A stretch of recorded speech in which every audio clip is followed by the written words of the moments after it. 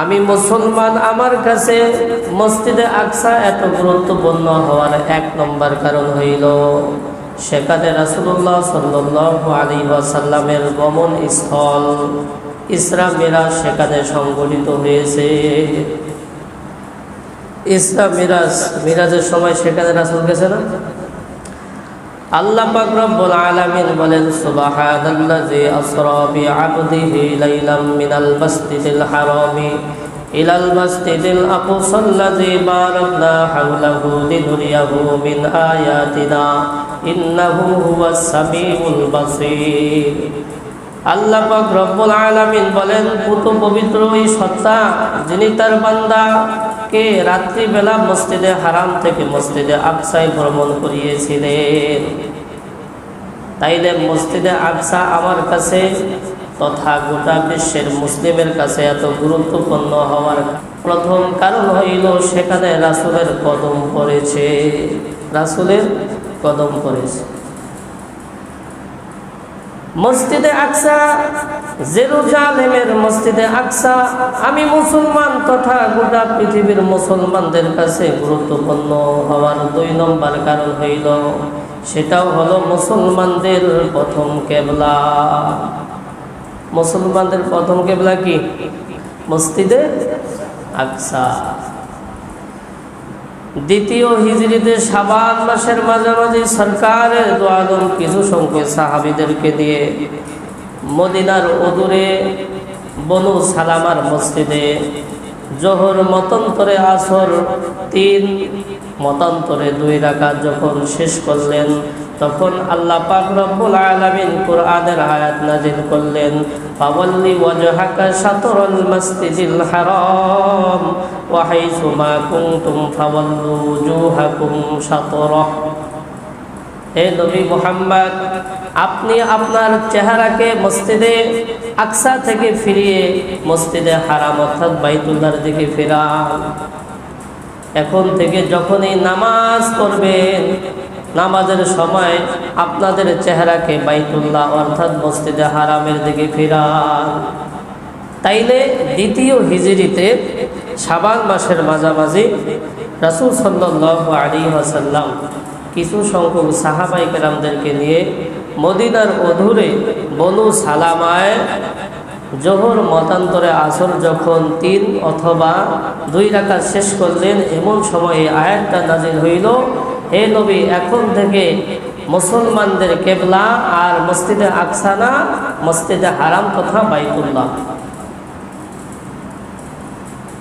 এই ব্যাপারে একটা হাদিস পাওয়া যায়, হযরত আব্দুল্লাহ ইবনে আব্বাস রাদিয়াল্লাহু তাআলা আনহু বলেন, যখন সরকারে দো আলম মক্কায় ছিলেন তখনও রাসূলুল্লাহ সাল্লাল্লাহু আলাইহি ওয়াসাল্লাম মসজিদুল আকসার দিকে ফিরে তিনি নামাজ আদায় করতেন। কিন্তু তার মনে অনেক আকাঙ্ক্ষা ইচ্ছা ছিল, যদি আমাদের কিবলাটা মসজিদে হারাম হইতো, মসজিদে হারাম হইতো।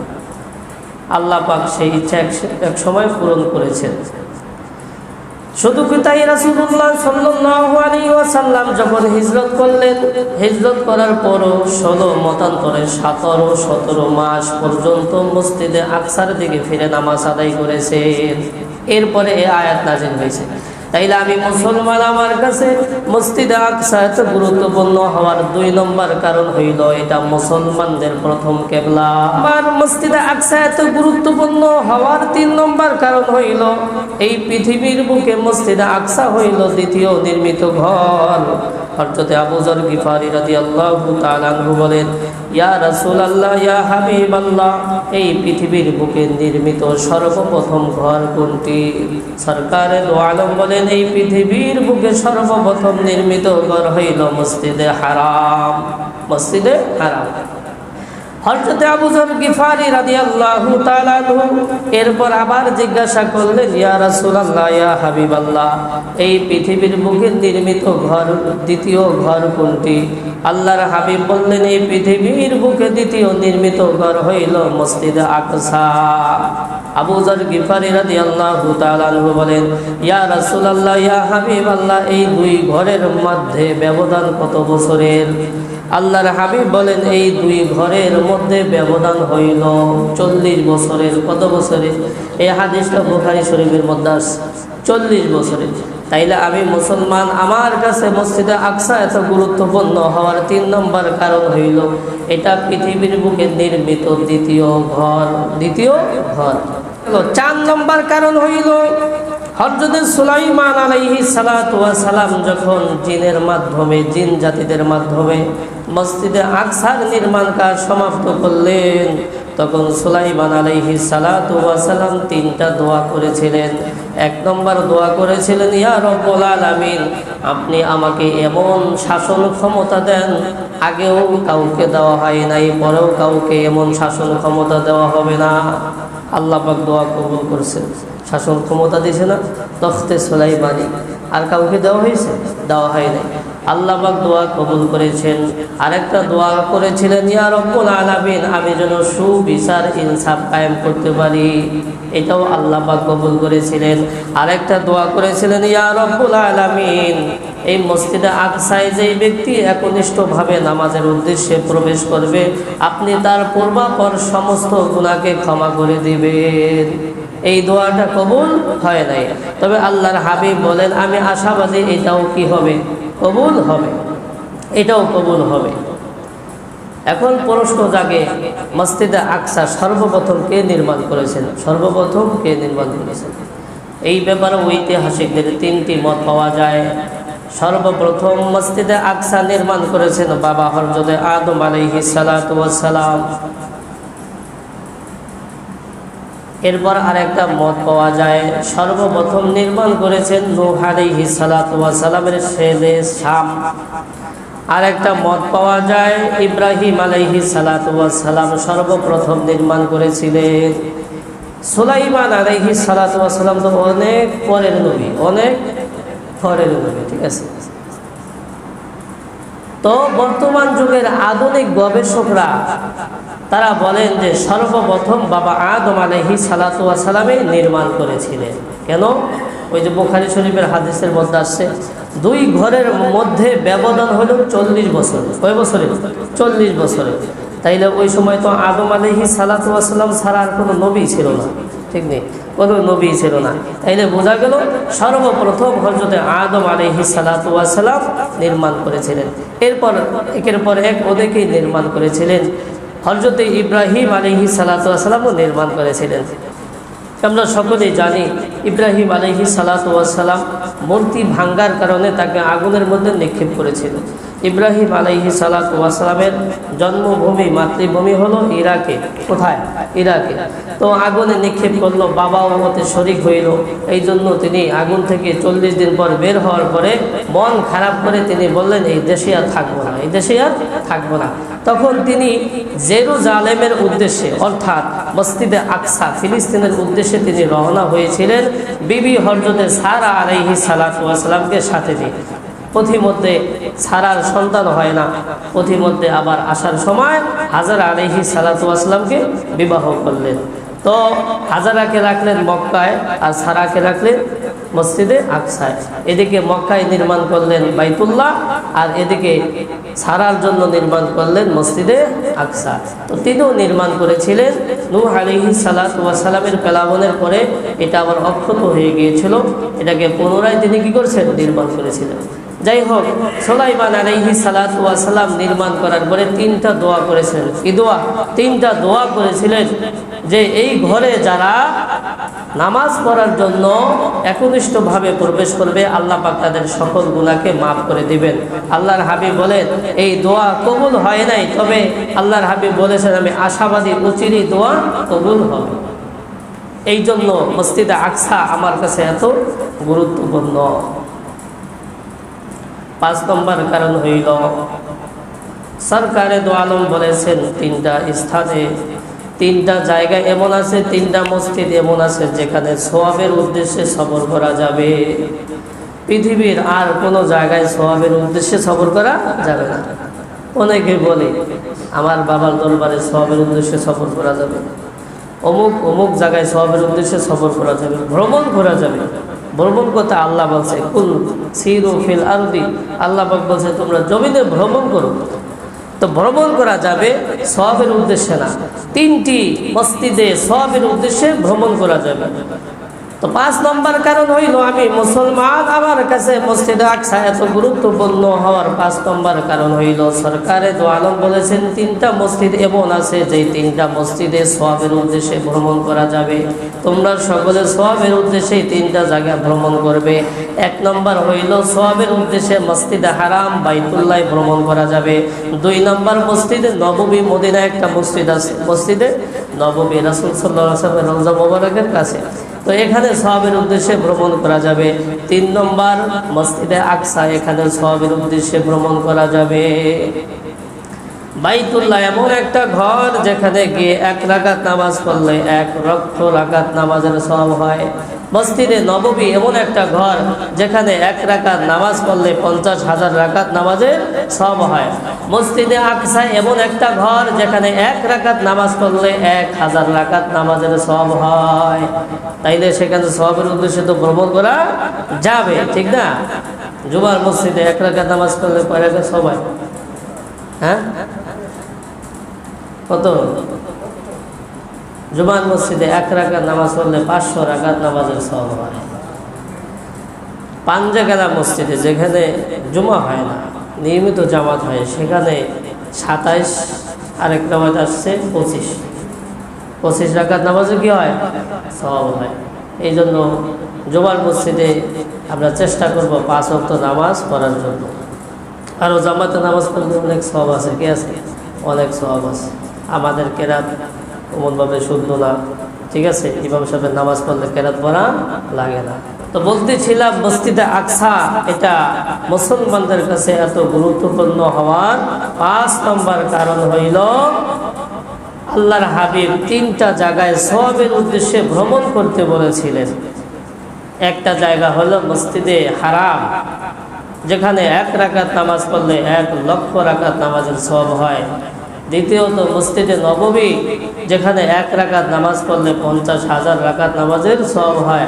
তৃতীয়ত মসজিদে আকসা, জেরুজালেমের ওই ফিলিস্তিনের মসজিদ, যেখানে 1 রাকাত নামাজ পড়লে 1000 রাকাত নামাজের সওয়াব হয়। এই জন্য এত গুরুত্বপূর্ণ। এই জন্য কি এত গুরুত্বপূর্ণ? 6 নম্বর কারণ হইল আল্লাহর হাবিব বলেছেন যদি কোনো ব্যক্তি একনিষ্ঠভাবে মসজিদে আকসা থেকে বাইতুল্লাহ হজ কিংবা উমরা করার জন্য আসবে, আল্লাহ পাক তার সব গুনাহ ক্ষমা করে দেবে। 7 নম্বর কারণ হইল এই ফিলিস্তিন কি হবে? হাসরের ময়দান হবে। কি হবে? হাসরের ময়দান হবে, ঠিক আছে? আমরা যদিও এখনো সফর করতে চাই না, কিন্তু ওই সময় কি করতে হবে, সেখান থেকে কি হবে? করতে হবে, ঠিক আছে? আল্লাহ পাক রব্বুল আলামিন ফেরেশতার মাধ্যমে সিংহায় ফুৎকার দেওয়াইলে সব কিছু শেষ হয়ে যাবে, ঠিক না? 3টা সিংহায় ফুৎকার দেওয়া হবে। কয়টা? 3টা সিংহায় ফুৎকার দেওয়া হবে। প্রথম সিংহায় ফুৎকারে সব ধ্বংস হয়ে যাবে, সব ধ্বংস হয়ে যাবে। দ্বিতীয় সিংহায় ফুৎকারে কবরের মধ্যে সব জীবিত হয়ে যাবে। তৃতীয় সিংহায় ফুৎকারে দিলে সব মানুষগুলো ঘাসের মতো গাজায় উঠবে। হাসরের ময়দান কায়েম হবে ওই জায়গাটা, ঠিক আছে? ওই জায়গাটা অনেক গুরুত্বপূর্ণ, কারণ আল্লাহ পাক রব্বুল আলামিন অসংখ্য নবী রাসূল ওখানে পাঠাইছেন। চূড়ান্ত পর্যায়ে যে যুদ্ধ হবে সেখানে ওই জায়গাটাই হবে। আমরা সকলে জানি কিয়ামতের বড় 10টা আলামত রয়েছে। কয়টা? 10টা আলামত আছে। এর মধ্যে প্রথম আলামত হইল ইমাম মাহদীর আগমন। ইমাম মাহদীর হাত চূড়ান্ত পর্যায়ে তারা পরাজয় বরণ করবে। ইমাম মাহদী 40 বছর বয়সে আত্মপ্রকাশ করবেন। গবেষকরা বলেন ইমাম মাহদীর জন্ম হয়ে গেছে। 40 বছর বয়সে তিনি আত্মপ্রকাশ করবেন। প্রথমে মদিনায় থাকবেন। মদিনায় থাকার পরে লোকেরা তাকে চিনে ফেলবে, এই ভয়ে তিনি মক্কায় চলে আসবেন। হাতিমে কাবার মাঝ দিয়ে যখন তোয়াফরত অবস্থায় থাকবে, তখন মানুষরা তাকে চিনে ফেলবে। চিনে তার অনিচ্ছা থাকা সত্ত্বেও তার থেকে জোরপূর্বকভাবে তার থেকে বায়াত গ্রহণ করবে। যখন তার থেকে বায়াত গ্রহণ করবেন, তখন আকাশ থেকে একটা শব্দ আসবে, হাজা খলিফাতুল্লাহ আল মাহদিয়ু ফাসতামিউ লাহু ওয়া আতিউ। ইনি আল্লাহর খলিফা ইমাম মাহদি, সুতরাং তোমরা তার আনুগত্য করো, তার অনুসরণ করো। আল্লাহর হাবিব বলেন, যখন ইমাম মাহদি আসবে তখন তোমরা সকলে গিয়ে তার সাথে যোগ দাও, হামাগুড়ি দিয়ে হইলেও তার সাথে কি হবে, যোগ দাও। সামনে যেই দিনগুলো আসতেছে, ইমানি কঠিন পরীক্ষার দিনগুলো কি আসতেছে, ইমানি কঠিন পরীক্ষার দিন আসতেছে। আমরা মুসলমান 1000-এর মধ্যে 999 জন জাহান্নামে যাবে। কয়জন? 999 জন জাহান্নামে যাবে। চিন্তা করছেন? অথচ আমরা কি সবাই মুসলমান? 999 জন 1000-এর মধ্যে জাহান্নামে যাবে, এদের মধ্যে কোনো বিধর্মী না, সব মুসলমানই। সব কি মুসলমানই, বিধর্মীরা তো হিসাবের বাইরে, ঠিক না? বোঝা যাচ্ছে? কিছুদিন আগে একজনের স্ট্যাটাস দিছে, আমরা কেবল মুসলমান বোঝাই, একটু বোঝানোর জন্য, কারো নাম বললে করা দরকার নেই। একজন স্ট্যাটাস দিছে ফেসবুকে যে মসজিদে আকসা, ফিলিস্তিনের মসজিদ, ওই মসজিদ ভাঙ্গার পরে তোমাদের যেমন লাগতেছে, 32 নম্বর বাড়ি ভাঙ্গার পরে আমাদের কমনই লাগছে। বুঝছেন নি কেমন মুসলমান? 32 নম্বর বাড়ি একটা ব্যক্তিগত বাড়ি। কি একটা ব্যক্তিগত বাড়ি? মসজিদে আকসা কত ব্যক্তিগত বাড়ি, কারো ব্যক্তিগত বাড়ি। বোঝা যাচ্ছে? এই হলো আমরা মুসলমান। তাহলে এমন মুসলমান কি থাকা না থাকা বরাবর, থাকা না থাকা বরাবর। আল্লাহর হাবিব বলছে, তোমার আশেপাশে মুসলমানরা অনেক ঘোরাঘুরি করবে, কিন্তু হাত দিয়া দেখবা মুসলমান নাই। মুসলমান কি নাই? কিয়ামতের আগে আমানতদারিতার কোনো মানুষ খুঁজা পাওয়া যাবে না। যাই হোক, ইমাম মাহদি আসবে, তার হাতে ইহুদিদের চূড়ান্ত পর্যায়ে পরাজয় গ্রহণ করবে তারা। যখন তিনি আত্মপ্রকাশ করলেন, তার থেকে মানুষ বায়াত গ্রহণ করলো, তখন তিনি মদিনায় চলে যাবেন। মদিনায় যাওয়ার পরে রাসূল সাল্লাল্লাহু আলাইহি ওয়াসাল্লামের রওজা মোবারক জিয়ারত করার পরে তিনি শামের উদ্দেশ্যে রওনা করবেন। শাম কোন দেশ বর্তমানে? শাম বলতে বর্তমানে কোনো দেশ নাই, কি নাই? আপনি দেখবেন গুগলের মধ্যে, শাম বলতে কোনো কি নাই, দেশ নাই। শাম বলতে 4টা দেশ বর্তমানে: ফিলিস্তিন, লেবানন, জর্ডান, সিরিয়া। এই 4টা দেশই হলো কি শাম। বুঝেছে? এই শামের উদ্দেশ্যে রওনা করবেন। ওইদিকে ইহুদিরা, খ্রিস্টানরাও, তারাও কি শামের উদ্দেশ্যে তারা রওনা করবে। মুসলমানদের বিরুদ্ধে বিধর্মীদের বিশাল দল হবে। হাদিসের মধ্যে আছে, ইহুদি খ্রিস্টানদের বিধর্মীদের দল হবে বিশাল, তাদের ঝান্ডা থাকবে, বিশাল দলের ঝান্ডা থাকবে 70টি। কয়টি? 70টি ঝান্ডা থাকবে। প্রতিটি ঝান্ডার অধীনে সৈন্য থাকবে 12,000। কত হাজার? 12,000। সুতরাং তাদের সৈন্য সংখ্যা হবে 8,40,000। কত? 8,40,000 তাদের সৈন্য সংখ্যা হবে। তো ইমাম মাহদি ওই শামের উদ্দেশ্যে রওনা করবেন। শামে যাওয়ার আগেই তারা বিধর্মীরা শামে উপস্থিত হয়ে যাবে। ইমাম মাহদি যখন সৈন্য সংখ্যা নিয়ে দামেস্কে পৌঁছবেন। দামেস্ক হইল সিরিয়ার একটা শহর। দামেস্ক কি? সিরিয়ার একটা শহর।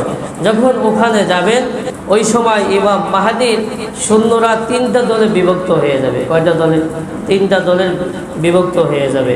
একটা দল হইল ওই আপনার গিয়া বিধর্মীদের ভয়ে পলায়ন করবে, বিধর্মীদের ভয়ে পলায়ন করবে।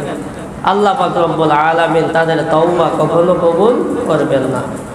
দ্বিতীয় দল জিহাদ, যুদ্ধ করতে করতে শাহাদাত বরণ করবে। আল্লাহ পাক রব্বুল আলামিন তাদেরকে বদর, উহুদের শহীদদের মর্যাদা দান করবেন।